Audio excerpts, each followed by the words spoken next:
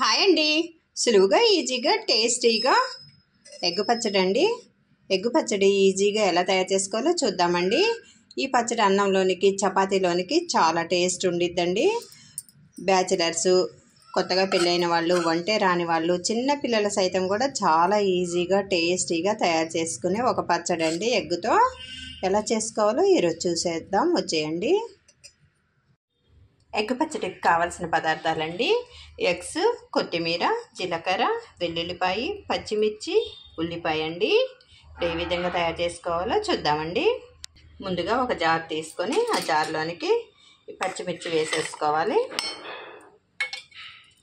ఇందులోనికి తరిగి పెట్టుకున్న ఉల్లిపాయలు కూడా వేసేసుకోవాలి. ఒక ఉల్లిపాయ కట్ చేసి వేసుకున్నామండి. ఒక 4 పచ్చిమిర్చి దాకా వేసాము. వెల్లుల్లిపాయలు ఒక 4, జీలకర్ర అండి 1/2 టేబుల్ స్పూను, కొద్దిగా కొత్తిమీర కట్ చేసి వేసుకున్నాం. ఇప్పుడు వీటన్నిటిని మిక్సీ పట్టేసుకోవాలండి. కచ్చా పచ్చాగా మిక్సీ పట్టేసుకోవాలి. ఈ విధంగా మిక్సీ పట్టుకుంటే సరిపోయిద్దండి.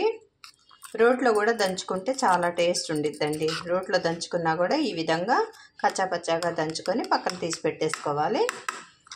ఈ ఉల్లిపాయ, పచ్చిమిర్చి, జీలకర్ర, వెల్లుల్లిపాయ కలిసి దంచుకున్నప్పుడు ఆ ఫ్లేవరు, ఆ టేస్ట్ అనేది చాలా అద్భుతంగా ఉంటుందండి. ఒక జార్లోనికి మనం తీసుకున్న ఎగ్స్ని వేసేసుకోవాలి.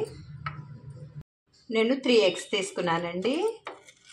ఎన్ని కావాలంటే అన్ని వేసుకోవచ్చు, 4 వేసుకోవచ్చు, మన అవసరాన్ని బట్టి వేసుకోవచ్చు. ఇందులోని కొద్దిగా సాల్ట్ వేసుకొని ఇప్పుడు ఇట్లా బీట్ చేసేసుకోవాలి, మొత్తం కలిపేసుకోవాలి. ఈ విధంగా బాగా బీట్ చేసుకొని పక్కన పెట్టేసుకోవాలి. స్టవ్ వెలిగించుకొని ప్యాన్ పెట్టేసుకోవాలి. కొద్దిగా 1/2 టేబుల్ స్పూన్ ఆయిల్ వేసుకోవాలి.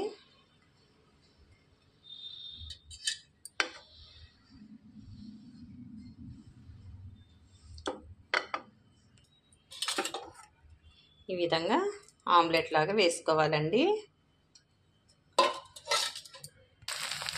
ఈ విధంగా తిప్పేసుకొని 2 వైపులా కూడా ఇలా కలర్ వచ్చే వరకు వేయించుకోవాలి.